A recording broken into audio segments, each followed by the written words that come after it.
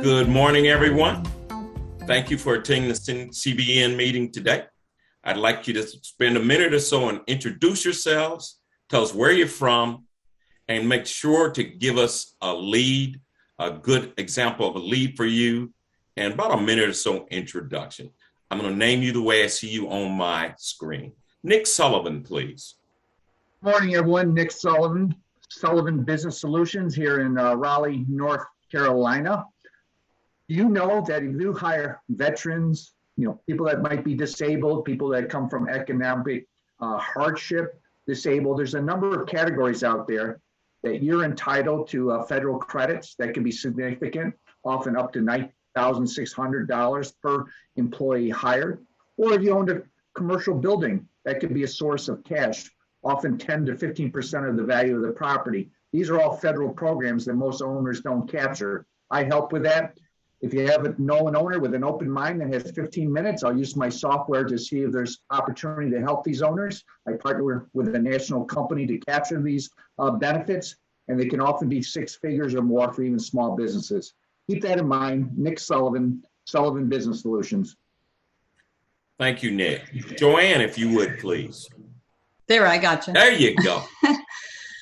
Okay, hello, my name's Joanne Ratterman, and I am located in Carmel, Indiana, which is a suburb of Indianapolis, and I am currently looking for work related to market research, competitive intelligence, market intelligence, data analysis, anything along those lines.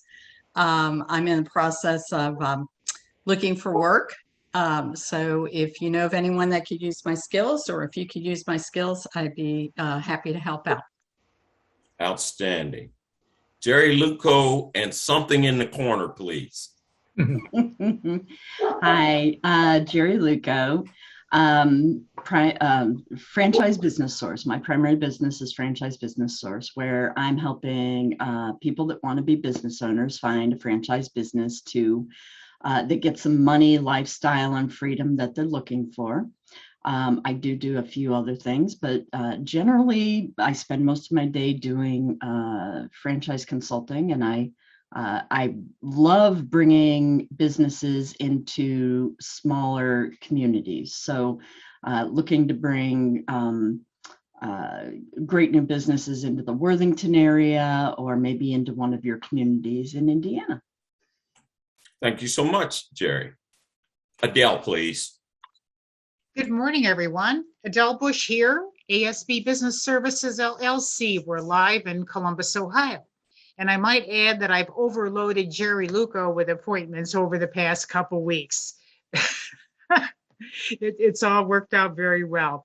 My business is ASB Business Services, LLC. We do personalized, customized, and exclusive executive telephone outreach. We also do business research and prospect development. Our business research services are growing, and we're finding that we can design an entire call campaign from the research right on down to the phone call. So this is something that we love to do, and it's working very well for our clients. A good lead for me would be a business owner that has a book of business. Maybe you need to reach out to your clients and prospects. We can do follow-up calls, or we can help you find new business and more business through our business research and telephone outreach services. Adele Bush with ASB Business Services, LLC. Thank you, Adele. Sharon, please.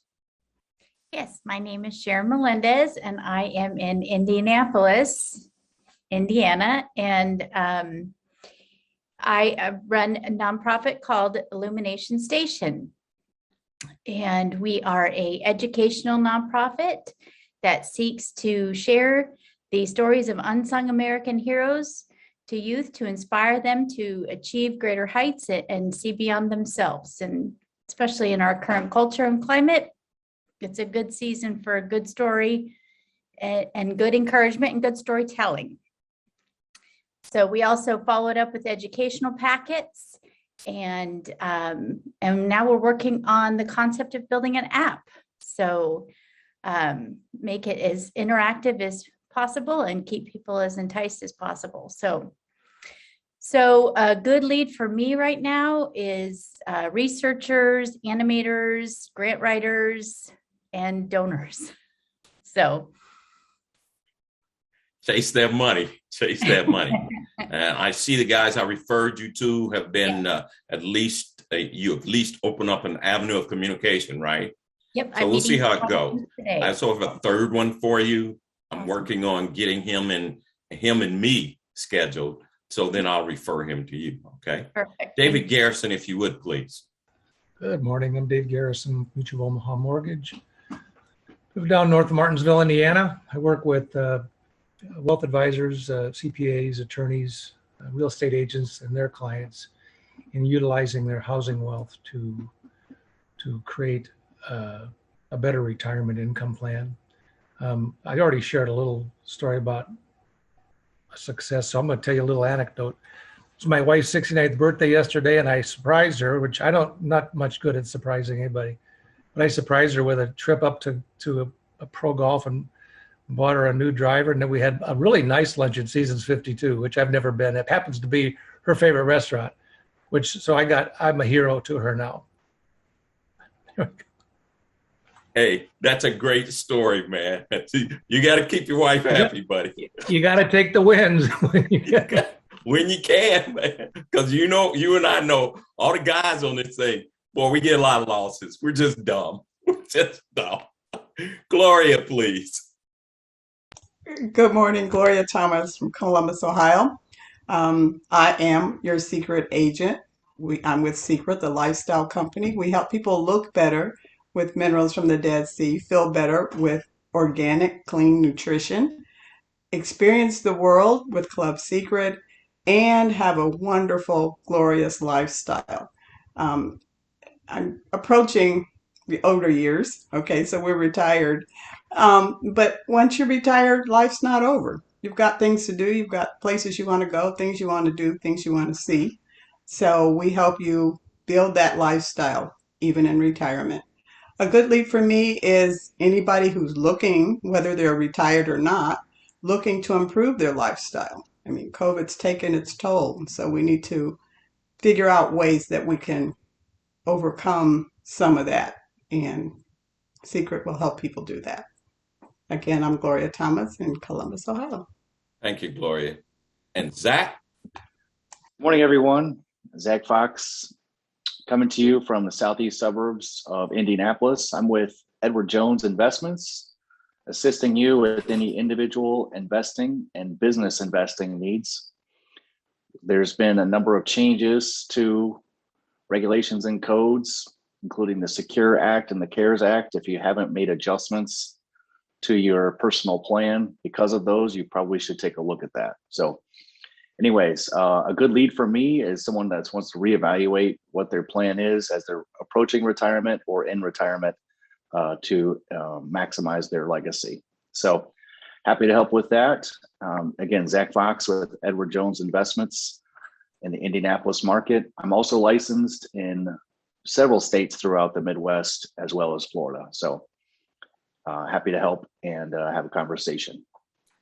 Thank you. Myself and Rhoda will be doing our introduction later.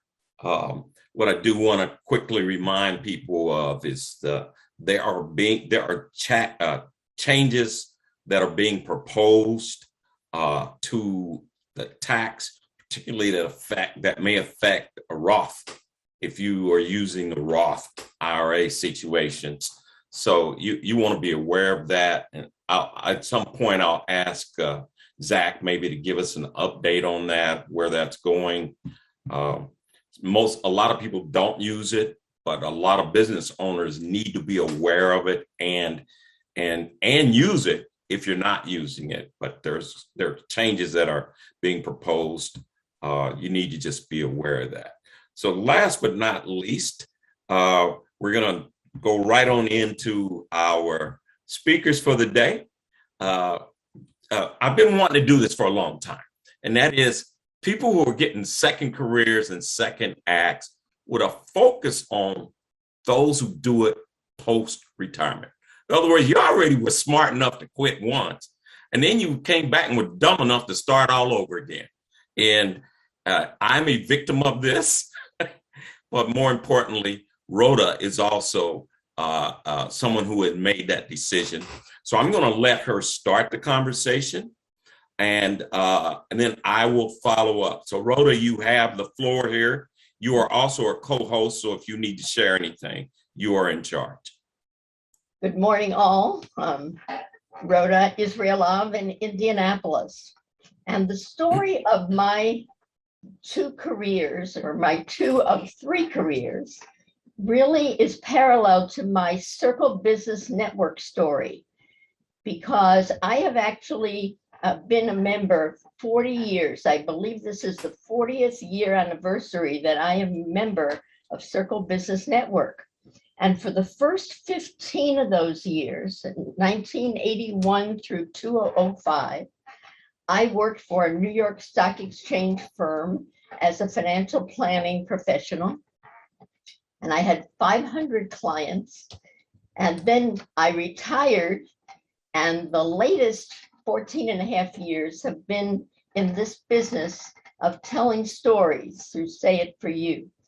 So I want to speak to the title that Keith gave this talk, Choices, Chances, and Challenges of Being in a Second Career.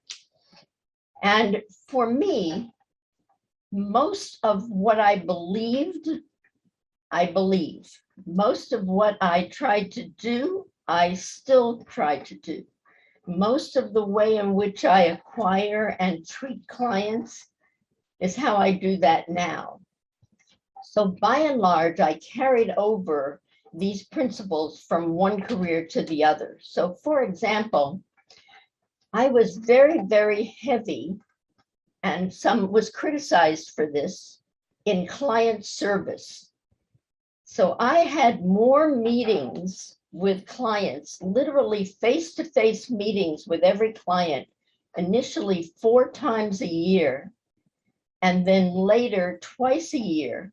And when many of my clients retired to Florida or to South Carolina, I would go visit them at my expense, often stay with them and go over their Rhoda report, which was a hand-typed, actually individualized history of everything they had ever done and how it was doing right now. So I try to do that today. What is different on the client end is that, of course, when you have 500 clients, more than one of them is in the same business, or more than one of them is in the same situation, more than one of them have children, more than one of them is a teacher, and so on. But now I decided that I would do one client per type per market, because now I was going to be in the business of marketing. And to market, you have to be part of the sales team and really in it with them. So I started that principle of one client per type per market. And sometimes it was very, very hard because a good opportunity would come up and I was already bound to a client that maybe wasn't the ideal client, but I still kept it. I gave away those jobs without pay to someone that I knew would do a good job for that person. And I continue with that practice. This very issue has come up in the last 2 weeks. And again, I did the same thing. I referred the client, the new client, to someone else and did not take a finder's fee for that. So I believe in that principle. But speaking of marketing, one of the reasons that I retired to begin with from a career that I had loved for so long was that the marketing kept getting harder and harder to do. And I don't know whether Zach feels this way, but I felt that the things that I loved to do, I had a TV show, I had a radio show, I would do all kinds of seminars, and the compliance kept getting so strict that I felt I was unable to do the things that for me were so much fun. So I would have these lunch and dinner seminars, and I belonged to National Speakers Association, so I could get comfortable with doing these seminars. And so it got to the point where my column that I would write weekly for the Indianapolis Business Journal would come back from the attorneys with 3/4 of the type X'd out in red, because you could not write about mutual funds with use the 2 words mutual and fund in the same sentence in this article. So it got to be where I couldn't do the fun part of what I really loved. And so that was one of the reasons I retired. And so now I'm in the marketing business, and I can do all these things that I so love to do on behalf of the clients. The thing that is a thread that carried through my entire career was curating. And in the marketing business, as Sharon knows, the term means where you take material that is already out there, that someone has created, knowledge and data, and then you explain it. You kind of serve it up to your clients. You give credit to where it came from, but you're gathering, basically curating is gathering. You're gathering information in order to serve that to the clients. And today, this is so much a part of what I do. I am reading all manner of magazines. Yesterday, I was reading the AAA magazine for clients, of AAA insurance, of car insurance. And I found in there a tidbit that it expresses something that I can use for my clients in their blog posts. So I'm constantly reading things and studying up. So when I was beginning my financial planning career, it was with an insurance company before I joined E.F. Hutton, and its subsequent 7 names later retired from E.F. Hutton. But when I was with the insurance company, the degree that one needed, the professional degree, was the CLU, the Chartered Life Underwriter. And so I determined that I was going to become a chartered life underwriter so that I would have knowledge to do what I did well. And so in order to enroll in this course and to do it on an accelerated basis, you needed $1,500, which I did not have. And so I explained to my manager that I wanted to do this, and he referred me to a woman named Ann Baker, who at the time was with Indiana National Bank. And I went to Ann Baker and I told my story, and I told her how much I wanted to do the CLU.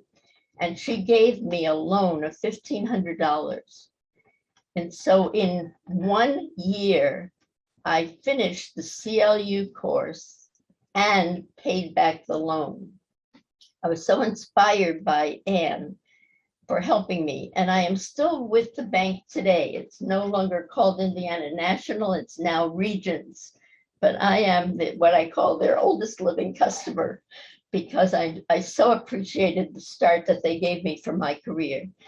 But to me, knowing what I was talking about was important.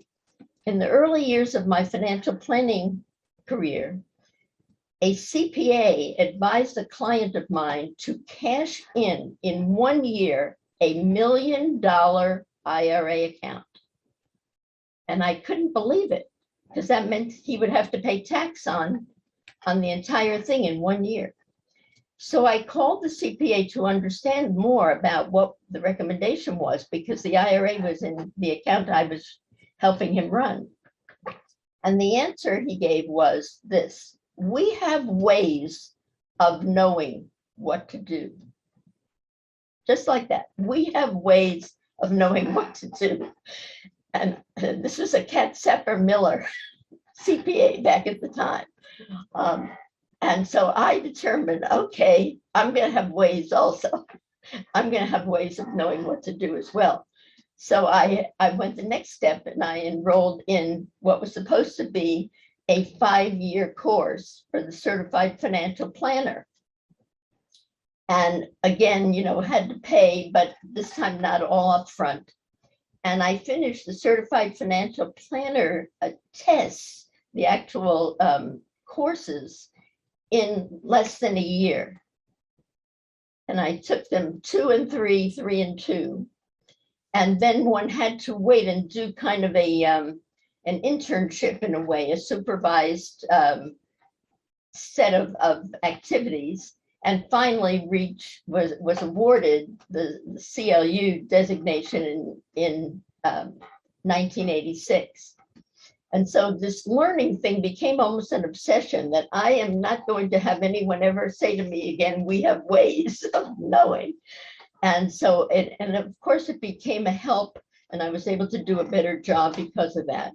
And in fact, went on to acquire a master's degree through remote learning through the College of Financial Planning. And in that, I majored in estate planning. And so that has become also an interest of mine. And I write an estate planning blog for an attorney to this day for the last 6 years. In developing a career, I learned at least, you have to be willing to stretch and jump. So if you have an opportunity, you can't say, well, I plan to go to the game. Well, I need to do this. I can't work on the weekend. I can't this, I can't that. I didn't say that. I jumped at the opportunity.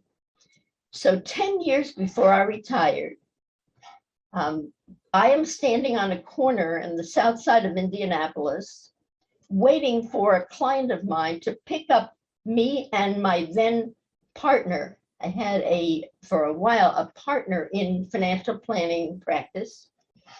And he was going to pick us up and drive us to maybe Sheridan, I can't remember which southern Indiana place, to give a seminar to teachers and principals who were retiring.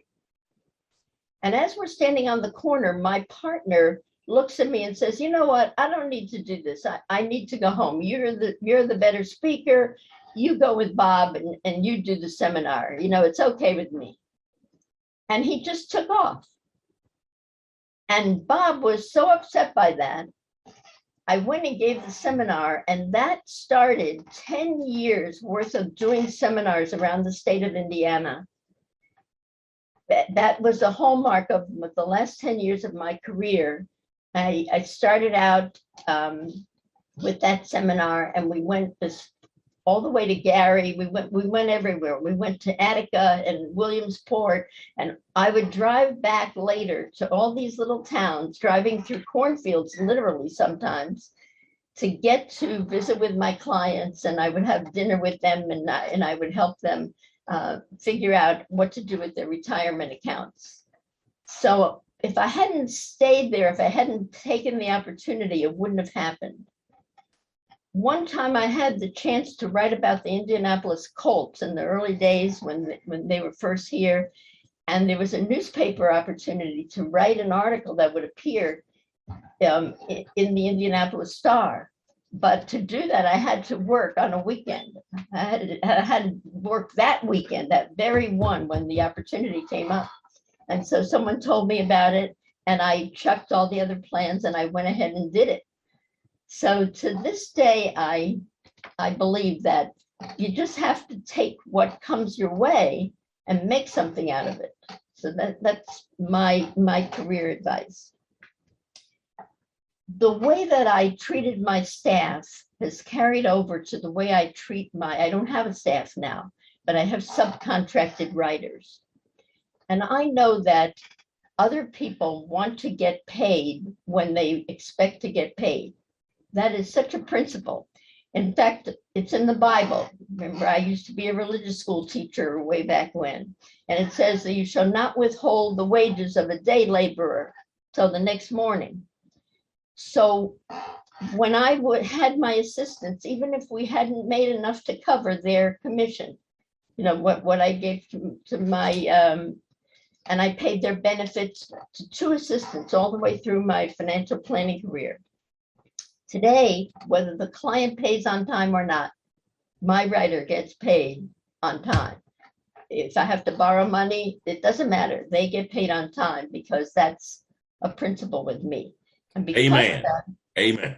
because of that, I have very, very loyal subcontractors who've stayed with me for years and years, some of them for the entire 14 years, you know, and a couple of them came on a little bit later, but are also put themselves out for me and for our clients because of that, because they know that I'm trying, so they are trying.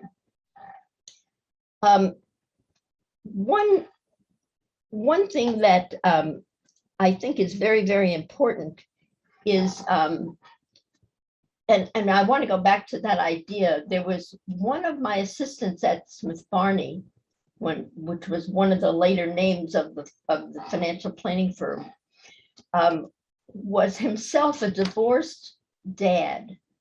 And he had a lot of responsibilities, and he was very worried. What if something happens to Rhoda all of a sudden, and I'm not going to be able to, you know, no one's going to hire me, and I'm going to be up a creek.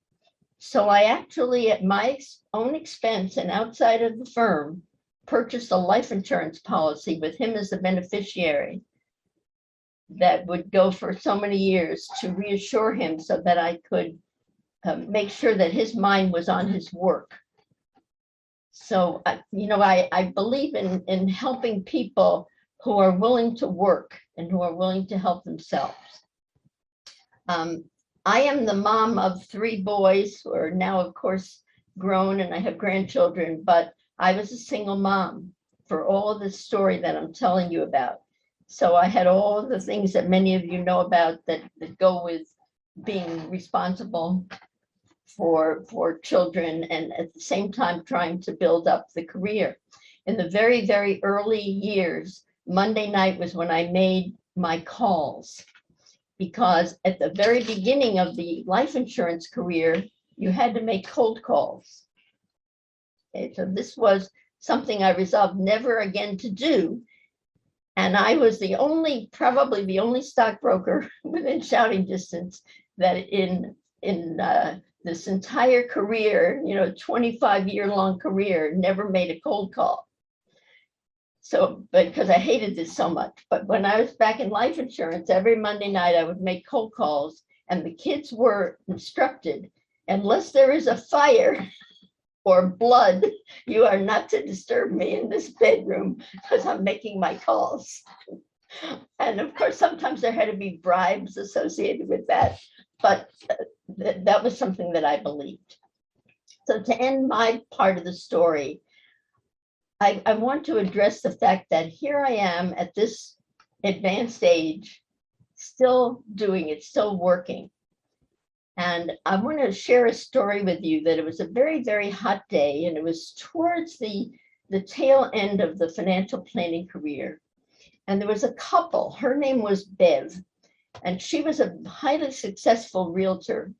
And he had a very successful career as well. And it was a second marriage, and they really loved me, and I had been to their home, but it was their turn to come to visit me in the Bank One Tower. And the appointment was something like 4:30 in the afternoon. And it was a very hot, sticky day, and their account was down. It was one of those times, a dip in the market, and I didn't have good news to give them. Okay. So here this couple arrives, they're all flustered, they're all hot, you know, they're trying to calm them down. And Bev says to me, "This is terrible. This is just awful. What am I working for? I'm, you know, working all these years, and I'm not going to be able to retire, and I'm not going to be able to do anything. It would be so awful if I had to continue working for the rest of my life." So I remember that we calmed down, and of course their account went back up and so on. But at a later meeting, I said, "Bev, you know, I've been thinking about what you said. And I want you to imagine that, in fact, I have died. I, Rhoda, have died. And you're here looking at my body. You're at the memorial service. And you're saying to yourself, this is such a terrible thing. Rhoda had to work all the way up until the day she died. And I said, but you know what, Bev, I'm hovering above my own body. And I'm saying to myself, I was so fortunate that I was able to do work that I love until the day I died. Oh, That's my story. yeah, yeah. You know, it's this a really interesting viewpoint on career and post and how long you will work. Two quick things, and I'm going to do mine. The average American is now living about 3 years longer than before. So in the 1950s, you were expected to live, women, I'm only going to focus on women because guys, we got a different thing going here. But women died at around 71 years old, 1950s. Mm-hmm. The last census 10 years ago, 77. So that means all of us who manage to stay healthy and alive will have an extended period of life. What do you do? What do you do with that? Right. So my approach to this presentation is a little bit different. I made my mind up that I had a plan to stop working and then hopefully stay alive. I'm a cancer survivor. Stay alive long enough to do what I wanted to do at a later date. So my presentation is going to be a little bit different. So my approach was a little bit different. I'm interested in what do you do when you now have the option to do what you want to do. It's not nothing crazy there. What do you do when you have the option to do what you want to do? And how do you make that decision? So there were 3 points I want to make. One, you got to plan ahead. You got to think ahead and plan ahead. I had a 5-year plan that said, I'm going to retire from the business, the industry I was in, and I will now do something different. Now, the thing is that makes everybody stumble. What's that something different going to be? What is that something different going to be? And it ends up going into 3 key areas. People end up going into some philanthropic area. You go volunteer and go do something. They end up going, recognizing they need more money. I would love to tell you everybody retires happy and smiling. That's not true. Only 35% of people have retirement funding at an appropriate level. The rest of us are scrambled. So if you need more money, you need to plan that if you're going to be doing something in post-retirement. And lastly, how long do you want to do what you're doing?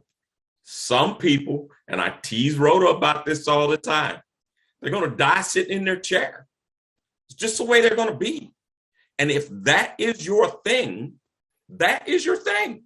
There's nothing wrong with that. I don't plan, that's not going to be me. But if that is your thing, there is nothing wrong with that. My key point, so for me, if you are interested in doing work as after you retire, I'm looking at faces on this now. David sold a company, made a decision, I ain't gonna do something for a little while, then got back into a post-retirement career. And that's my primary focus, post-retirement. You already retired once, as I said earlier. You were smart then you went crazy, lost your mind, and decided to get back in the game. Part of that decision, and I'm looking at these faces I'm 69, who are younger than me as I'm looking around, you're going to live longer. What do you do with that distance between the time when you say, you know what, I don't want to do this 9 to 5 or 8 to 4 thing, but I'm not going to sit in a rocking chair. Since I don't have my access to my PowerPoint, I have 3 reasons. One, people retire and come back to work, come back into the career path for money. That's the number 1 reason. I might as well tell you that right there. Number 2, they want additional stimulus. They want to be outside stimulus. Number 3, philanthropic pursuit. Number 4, they want to duck and dodge their family, right? They want to duck and dodge their family. I'm a grandfather now. So now I get these phone calls. Papa, Dad, can you? You're like, you ain't, and what kills me is when they say, you ain't doing nothing.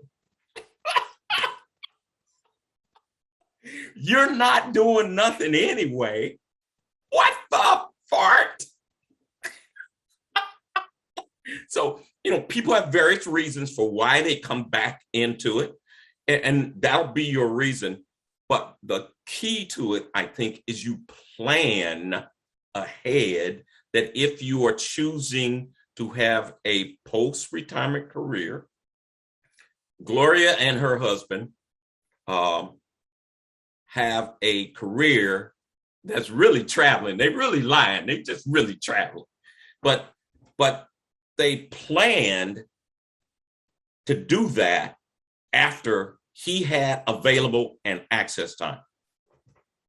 So, my point of you will be living longer if you can stay healthy, if you can avoid financial pitfalls, et cetera, et cetera. So what will you do with your time? I don't know, but you need to plan that. You need to think ahead of it. Rhoda chose to do a full-time career. I am not doing a full-time career. I do a significant amount of consulting for my son, and I'm only going to do that one thing. I will not do anything else. I've started resigning from boards that I do not want to be on anymore. I've also made certain decisions within my family. I'm learning to say no,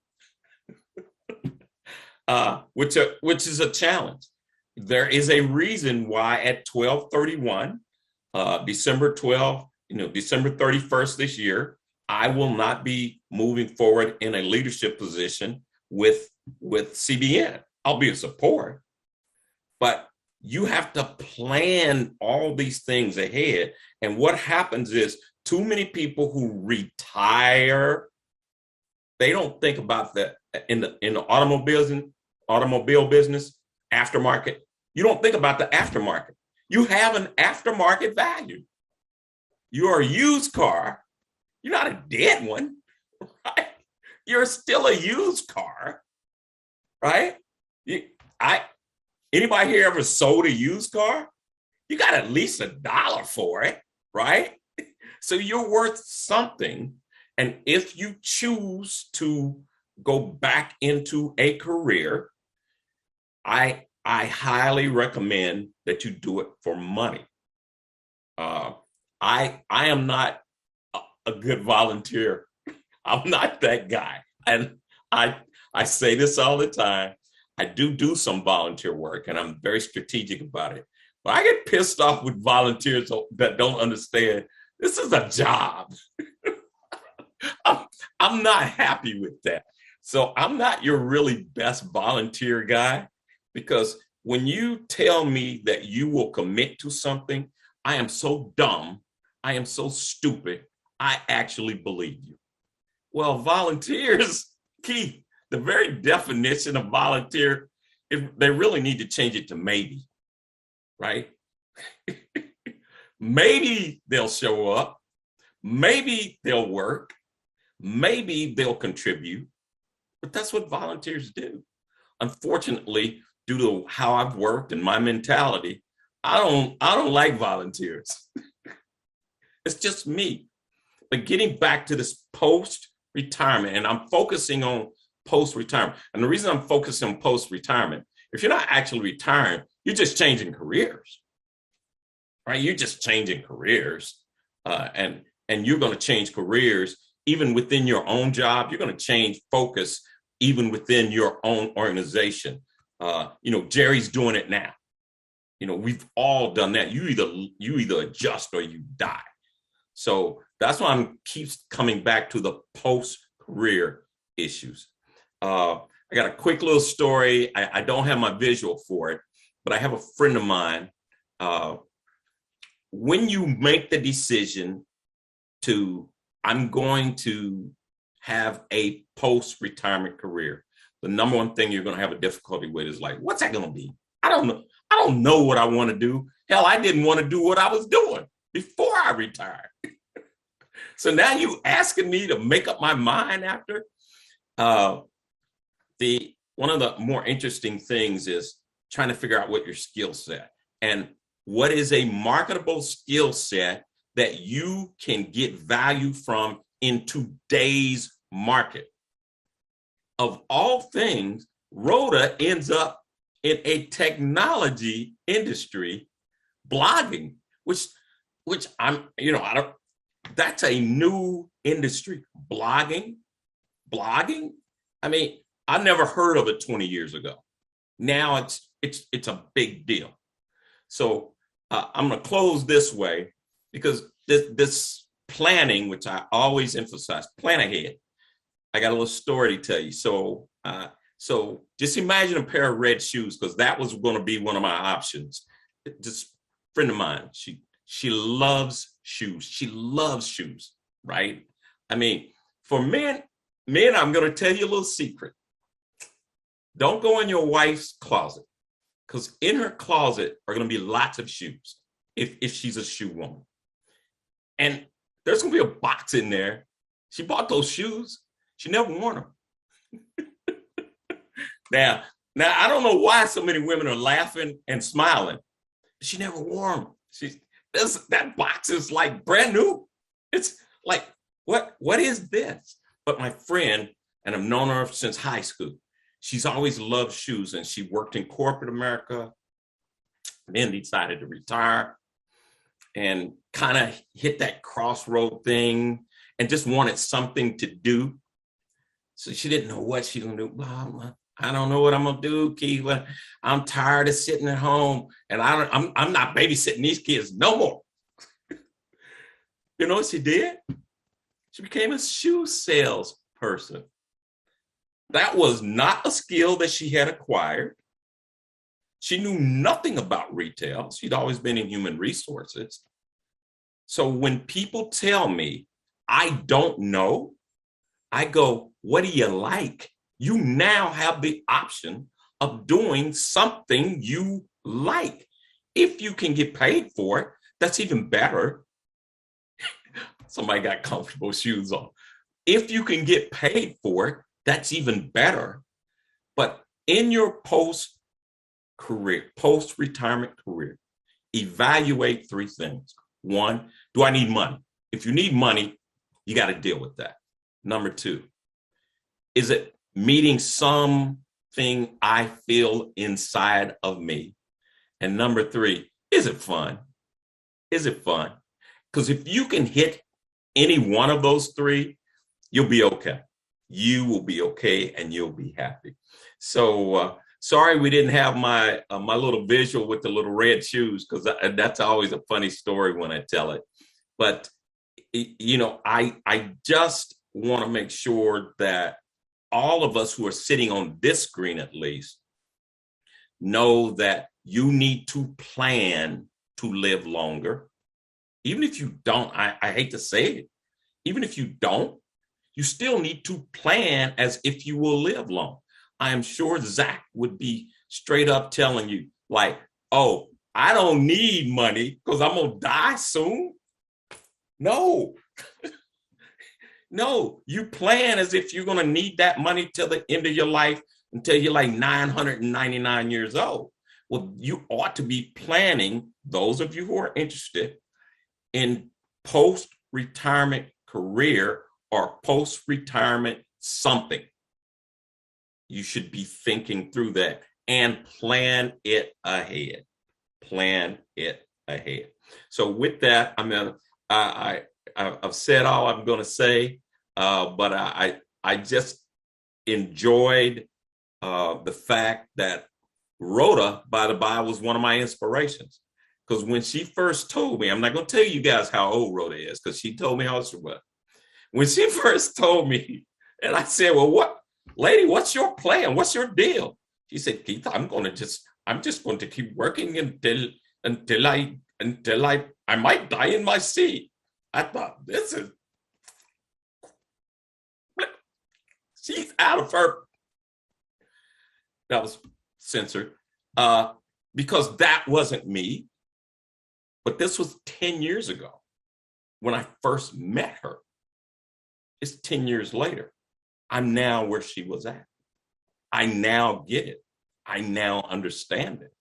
So, keep that in mind, and all you guys, and look in your wife's closet. She got them shoes in there, buddy. She's got them in there. They're hidden, and usually it's because they pay too damn much money for them, and they got too many pairs of them anyway. And yeah, and you ladies, just quit lying. Just quit lying. You know you don't need no more pairs of shoes, except unless you buy them from my friend. Hey, with that, appreciate you guys. We have a speaker next week. So Rhoda, thank you so much. And good luck as you move forward further and further in your career. I don't plan to die in my seat. But for those of you who make that as an opportunity, I'm going to be more like Gloria. I'm going to be dying as I fly to Europe. Like, oh, poor Gloria. She went down, and Gloria said, yeah, but I had a good time, buddy. I had a good time. So, and I like to hear success stories like David's. I really feel, David, that you not only have a meeting that mission by providing a service, a much needed service, by the by, to people. So that to me is a very, very interesting. With that, Nick Sullivan, I do need to get a hold of you. I'll probably send you an email.